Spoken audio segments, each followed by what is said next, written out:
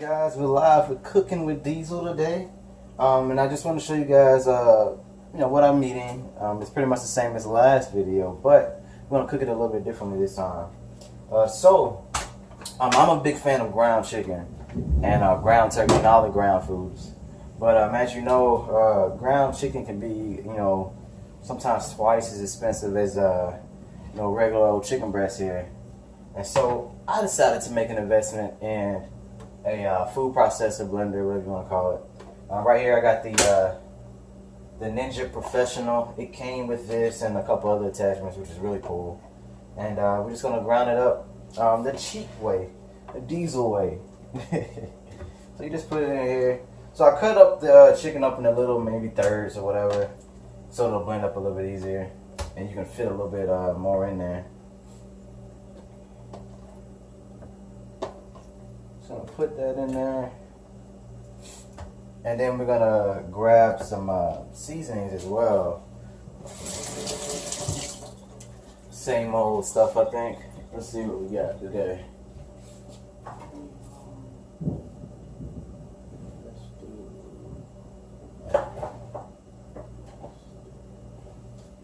This time, still using that twisted seasoning, but this one's really, really good. Magic Mojo, really cool seasoning. I'm gonna dump some in there. Way too much, what a lot of people like to say. It's too much seasoning. I'm almost out of this.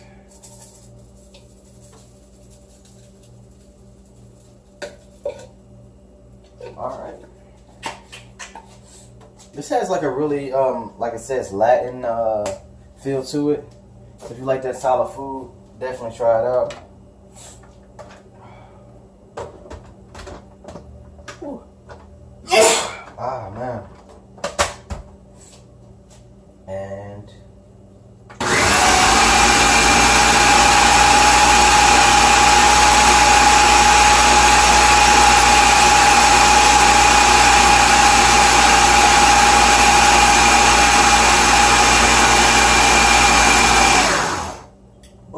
and there we go. Let's get this. I should have had this bin turned on, but we'll get it heated up now. And so this is what it looks like when it's done, ground up, nice and ground like. But while we wait for this to heat up, I just want to talk to you guys about. So I was talking with the wife the other day. And she saw this pro that she follows, a female bodybuilder. And so she says to her, it's like, hey, I've been following, they met in the grocery store, by the way. So she says to her, hey, I've been following you for a while, and, it's really cool. And then, so this is the reaction she told me that she got. So imagine you just said that to me, and I respond like, oh, okay. And I turn back around in my grocery line. I was completely flabbergasted, as well as you probably are. This female bodybuilder would treat a fan like that, and especially being a female bodybuilder. I love I don't have an issue with female bodybuilding. I know a lot of people do, but you know that female bodybuilders receive so much slack, and they don't have a big fan base most of the time. Look at Iris Kyle. I think I may have more followers than her. I'm not sure, but I may not. You guys will tell me, later on. But you would think they would be super excited to see every single fan that they have, to see them support, what they're doing, because I realize that the fans are what drive, the sport, and then if she was a smart, I don't want to be mean, but a smart person, she would have realized, like, hey. Female bodybuilding's fan base is drawing smaller. This is why they're taking us out of the Olympia, out of the Arnold. Maybe I should make every single effort I have to make every fan that I receive, grateful and feel good. And she didn't do that day. So I do my best, each and every time I'm out, because I know you guys are, what keep me going. And I just wanted to bring that up. It really kind of irked me. Besides that, I just watched Generation Iron 2, and I thought it was pretty good, actually. You know, I saw the first one, and a lot of people didn't like it, including myself.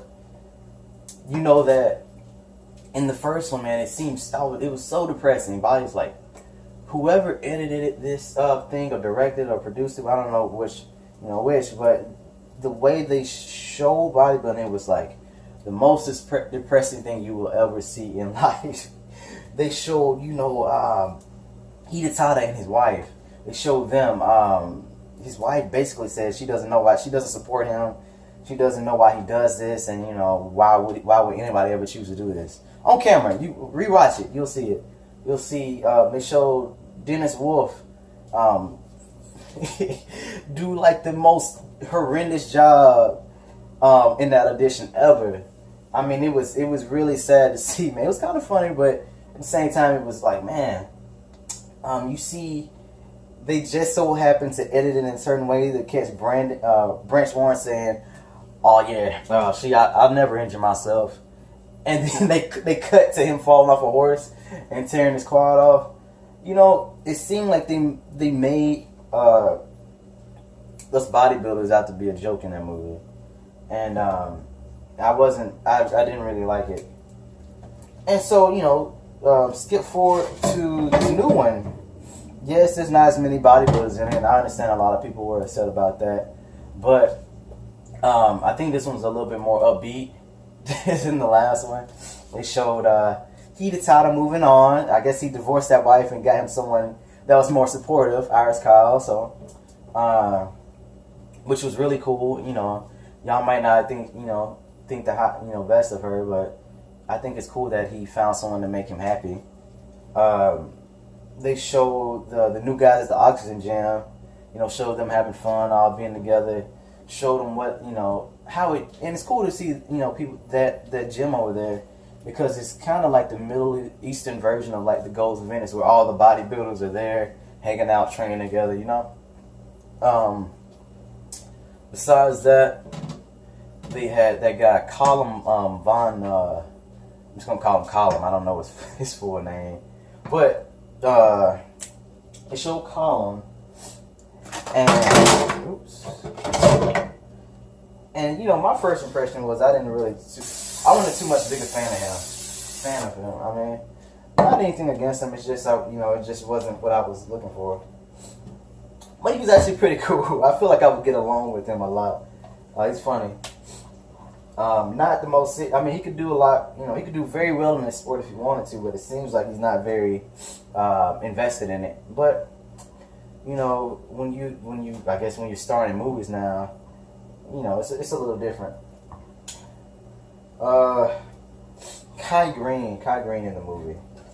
I like, some people are upset that he is deciding to give up on his dream of being Mr. Olympia. But at the same time, I talk to these people, and he's probably gonna watch this and say, "Why you had to come at me like that?" But they don't think he can win it, but yet they want him to keep doing it just for, just for some odd reason they want him to keep doing this, even though they don't believe he can win. And I mean, I understand the concept of never giving up and things like that, but at the same time, also people want, it's also a good idea to be real with yourself. And I think that's what he did. And I mean, honestly, in the video, Steve said that Kai, would probably hurt his business by not doing Mr. Olympia. I really don't think so. I think he's doing, great things now. And I think no matter if he makes it to Arnold's level or not, he probably won't. I think he's doing better than 99% of bodybuilders. The only exception may be Phil Heath, but beyond that, man, he's the most successful bodybuilder in our current age and time. So, ground chicken up on the skillet. Again, this skillet's only $20 at Walmart, so check it out. I had a buddy just message me and say, he loves it. He got one from Walmart recently.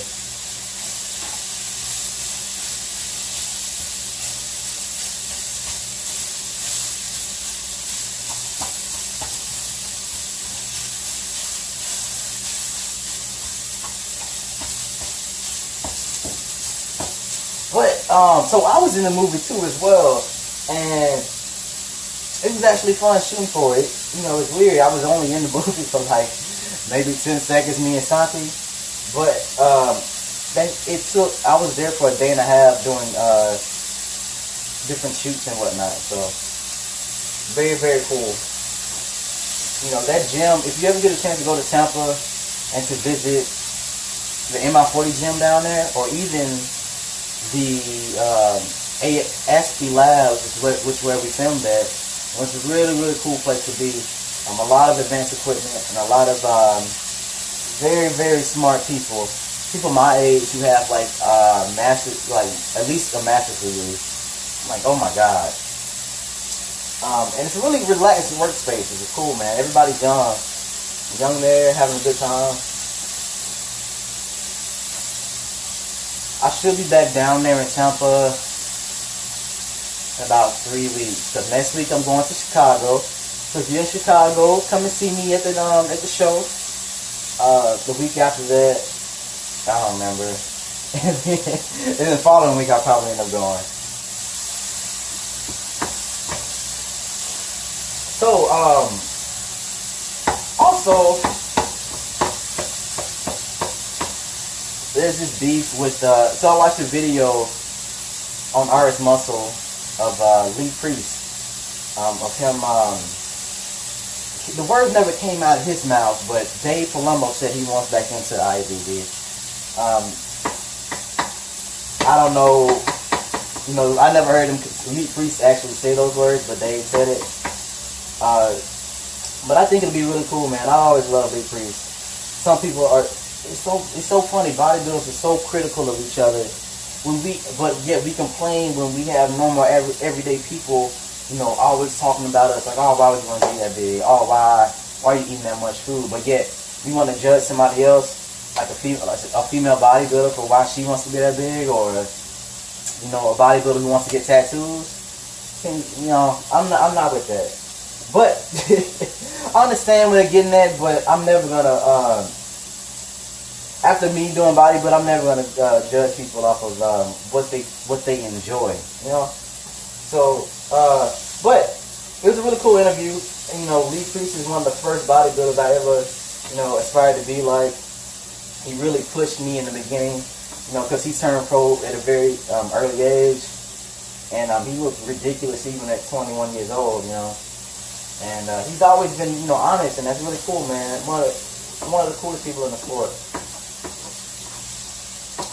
So I think, and people always ask, oh, how do you think he'll do if he comes to the 212? I don't know if he'll be flexed, you know, just because of conditioning wise.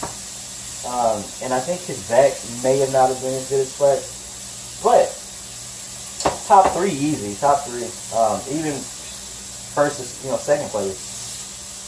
But beating out flex would be a little tough. But you know, it's funny. Then after Lee Priest had his video, Sean Ray came in. You know, as Sean Ray always does, if you follow bodybuilding, you know, talking his mess, saying that, you know, Lee Priest is broke and Lee Priest is this, and saying all this crazy nonsense out of nowhere. And I don't know, I thought it was crazy. If I had to choose between Lee Priest and Sean Ray, I would always choose Lee Priest. I think I kind of identify with him a little bit more. I love Sean Ray's physique, don't get me wrong, but him, from what I've seen, you know, from him at least, I'm not a big fan of his personality. I don't know him all that well, but, you know, I only can judge him off of what I've seen through the media, which is still him talking, you know. So, I mean, even with him in Dallas, you know, yeah, I understand giving, you know, unbiased news, but at the same time, you guys working for the same company, you got to kind of think of your job before certain things, you know. I thought that was a bad move on his part. You kind of alienated the only athlete, you know, muscular development had. And I'm a friend of Dallas, you know, and it would have been a good idea for him to contact Dallas, you know, only because they are with the same, you know, were with the same team. You know, whatever. But yeah, Lee Priest, I mean, Sean Ray complains, you know, a lot. He complains a lot. I think, but I will say he has tried to do a few good things. You know, I'm gonna give you some good, I'm gonna give you some bad. Back in the day, he was really pushing for like almost like a union or something for bodybuilders. You know, to have us represented, you know, properly. Did it work? No, because most people, you know, are looking. You know, bodybuilders are very I won't say self-centered, but you know, something to that effect. They were thinking, you know, and they couldn't see the bigger picture. And maybe it could have been because of the guy leading it, you know, being Sean Ray and being known to complain about a lot of different things. But I really wish they would have went forward with it, because having a little union or whatnot would have been really cool. And I think things would be a lot better off. And you're probably like, oh my God, I can't believe he said that. No, I'm just gonna speak my mind. Speak my mind, regardless of the outcome. I don't think it'll ever happen though. I don't think a union or anything like that will ever happen.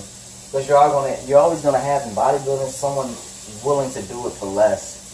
You know, unfortunately, and that's a lot. You know. So, if it does happen, I can eat my words, and I'll be happy to eat those words. But until then, we'll see. But yeah, this is I'll show you guys the up close and personal look at this stuff here.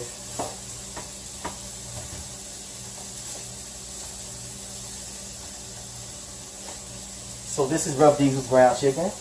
You know, pretty cool.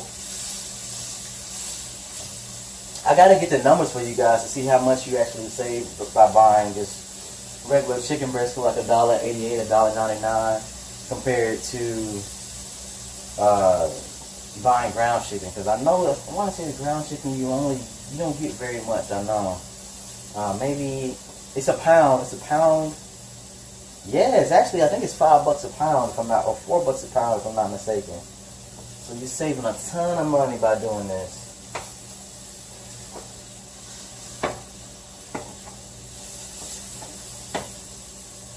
I'm gonna give you guys a close up of the chicken here, so you see exactly what it looks like. You can cut it up, you know, chop it up small if you want to, but this is basically it. Yeah, pretty good, right? I feel like I'm Bobby Flay, or not Bobby Flay. He's not very good. More, let's say, I feel like more like Emerald right now. I feel pretty cool. But without further ado, I think that's the end of the video. I'm gonna put this stuff into a Ziploc bag. That's how I store most of my food. And until next time, guys, this was Cooking with Diesel. I want like words going across here from in the future. I'm gonna have that.